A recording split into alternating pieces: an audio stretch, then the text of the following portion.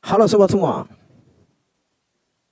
Bang, apakah bisa tes Bintara gugur kemudian lanjut ke tes Tamtama gelombang 2 tahun 2025? Itu adalah salah satu pertanyaan yang paling banyak di kolom komentar. Kemudian salah satu pertanyaan yang akan saya bahas di video kali ini, termasuk ada pertanyaan-pertanyaan penting yang lain yang tidak boleh Anda lewatkan. Nah, simak terus video ini sampai akhir. Jangan lupa klik tombol subscribe dan jangan lupa like jika video ini bermanfaat buat Anda. Oke, mari kita bahas pertanyaan pertama. Apakah bisa setelah gugur dari tes Bintara kemudian lanjut ke tes Tamtama gelombang 2? Jadi pada intinya dia ingin mengetahui apakah bisa tes Bintara kemudian bisa tes Tamtama. Oke, jawaban saya seperti ini. Sebenarnya untuk jawaban dari pertanyaan ini itu sudah ada jawaban atau kisi-kisi lah. Jika Anda buka pada website penerimaan prajurit TNI Angkatan Darat, di situ saat Anda buka pendaftaran Tamtama, di situ sudah jelas tertulis. Kalau Anda mau buktikan, silakan Anda lihat.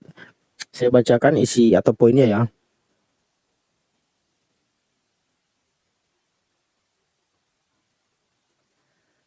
Nah, pada bagian bawah, di situ kan tertulis bagi calon yang telah mendaftar Bintara namun gugur di tingkat Panda, BPJS atau NIK yang sudah digunakan untuk daftar Bintara baru dapat digunakan untuk tes Tamtama.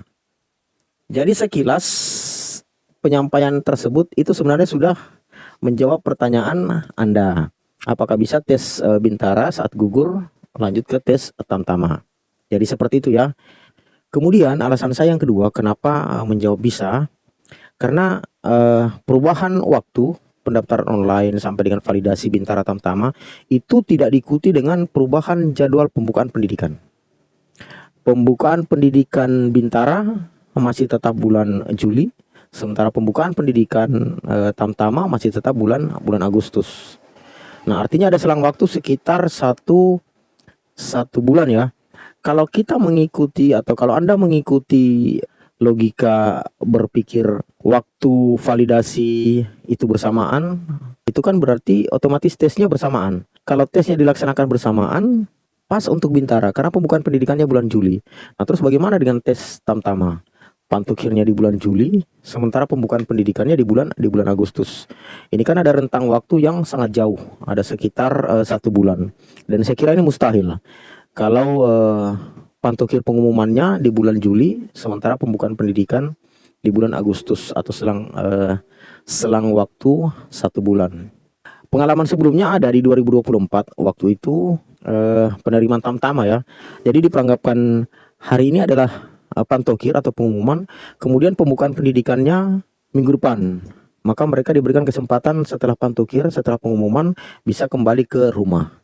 Tapi hal tersebut itu akhirnya menjadi evaluasi dalam penerimaan prajurit, sehingga tidak lagi diberlakukan yang seperti itu. Jadi apakah setelah gugur seleksi Bintara bisa lanjut ke seleksi Tamtama gelombang 2? Jawabannya bisa. Nah, saran saya nih ya, jika Anda punya fisik bagus, postur memenuhi syarat, memadai, tinggi badan dan segala macam terkait postur Anda memenuhi syarat, kesehatan Anda baik, kecerdasan Anda atau psiko Anda baik, silakan daftar Bintara.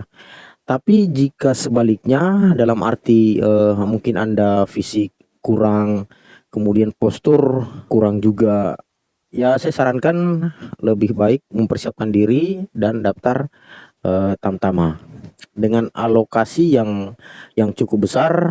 Ya kemungkinan ada syarat-syarat yang mungkin diturunkan standar nilainya. Oke, pertanyaan yang kedua. Apakah Bintara tahun ini, tahun 2025 ya, ada 2 gelombang? Untuk pertanyaan ini, sampai dengan saat ini itu belum ada informasi. Apakah Bintara di tahun 2025 ada 2 gelombang? Namun belajar dari pengalaman di tahun 2024, itu penyampaian pemberitahuan ada 2 gelombang itu juga di akhir tahun. ya. Karena pembukaan gelombang 2 tahun 2024 itu sekitar bulan Desember. Nah, terkait apakah satu gelombang atau dua gelombang tahun ini, yang perlu Anda ketahui, mungkin saya bisa berikan gambaran seperti ini ya. Saya tidak menyebutkan instansi atau lembaga secara langsung karena saya takutnya saya juga nanti salah. Saya berikan kode lah atau sandi seperti ini. Ada instansi atau lembaga alfa, ada instansi lembaga beta.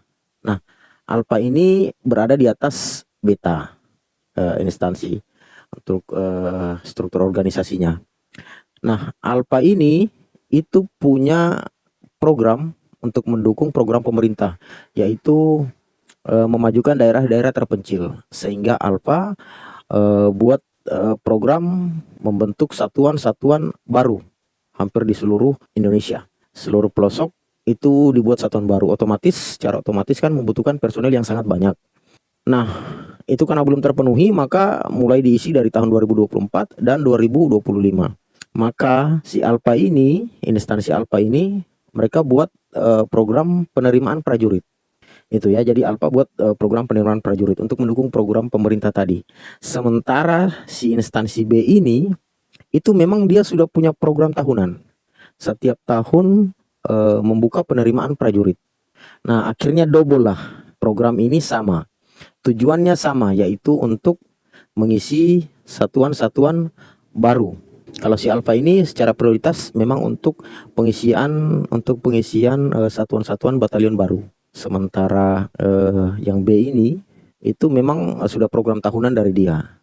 Nah, kalau tahun lalu si beta ini kan sudah menjalankan programnya penerimaan prajurit. Nah, ada Bintara gelombang 1. Kemudian muncul dukungan dari alfa untuk juga membuka penerimaan prajurit. Maka adalah penerimaan Bintara gelombang 2. Nah, kalau untuk tahun ini di 2025 itu masih beta yang punya program penerimaan prajurit. Sementara alfa belum ada informasi. Jadi seperti itu. Jadi apakah ada dua gelombang? Bisa saja terjadi, tapi bisa juga tidak. Anda yang berharap ingin menjadi Bintara, ya berdoa saja semoga bisa ada dua gelombang. Tapi saya belum ada informasi apakah ada dua gelombang. Yang sementara ada informasi adalah ada satu gelombang yang sudah pasti. Untuk pertanyaan selanjutnya, Pak, umur saya sudah lewat pembukaan pendidikan, sudah lewat 2 bulan. Oke, untuk menjawab pertanyaan ini, jadi begini, buat sobat sekalian yang berkeinginan untuk menjadi prajurit, namun umur sudah melewati batas maksimal, yaitu 22 tahun. Saran saya seperti ini. Daftar saja dulu.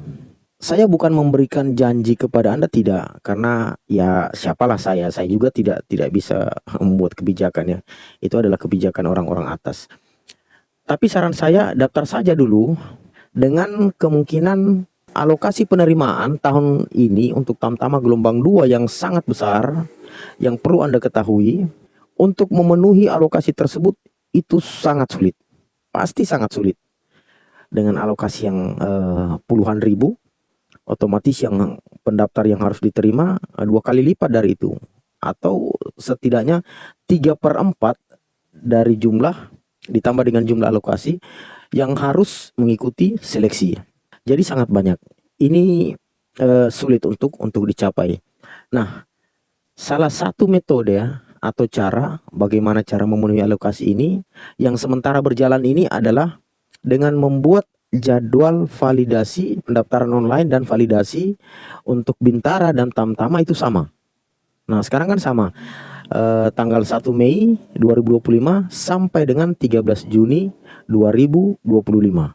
Sementara waktu pembukaan pendidikannya tidak berubah. Nah, otomatis dari sini kan tergambar bahwa ini adalah cara untuk memetakan, untuk mengetahui berapa banyak pendaftar Bintara, berapa banyak pendaftar Tamtama. Apakah saat ini pendaftar Bintara sudah alokasinya terpenuhi? Apakah saat ini alokasi Tamtama pendaftarnya sudah terpenuhi? Nah, karena dibuat waktu yang sama tersebut, otomatis nanti kan sudah bisa diketahui berapa pendaftar Bintara, berapa pendaftar Tamtama. Setelah nanti dilalui sampai dengan 13 Juni, semisal, oh yang Bintara sudah terpenuhi. Oke, lanjut. Yang pertama, kalau terpenuhi, nah di sini berarti ya sudah tidak ada lagi perubahan syarat, perubahan ketentuan. Syarat yang sudah ditetapkan, yang sudah disampaikan lewat website rekrutmen, ya sudah tidak ada perubahan. Itu kalau terpenuhi. Bagaimana kalau alokasinya tidak terpenuhi? Nah, dalam hal alokasi tidak terpenuhi inilah kita berharap bahwa nantinya ada penurunan standar syarat. Salah satu yang diharapkan ya bisa saja kan berubah umur bisa yang misalkan sudah lewat 22 tahun, lewat berapa bulan, itu kemudian bisa diterima dalam pendaftaran. Kapan kita lihat? Nanti silakan kita simak setelah tanggal 13 Juni. Itu pasti di situ. Kalau terpenuhi, ya pasti sudah tidak ada lagi perubahan. Tapi kalau tidak terpenuhi, pasti ada perubahan syarat yang diberlakukan baru. Nah, harapan kita adalah syarat maksimal umur yang berubah. Oke, itu ya. Ada pertanyaan lain.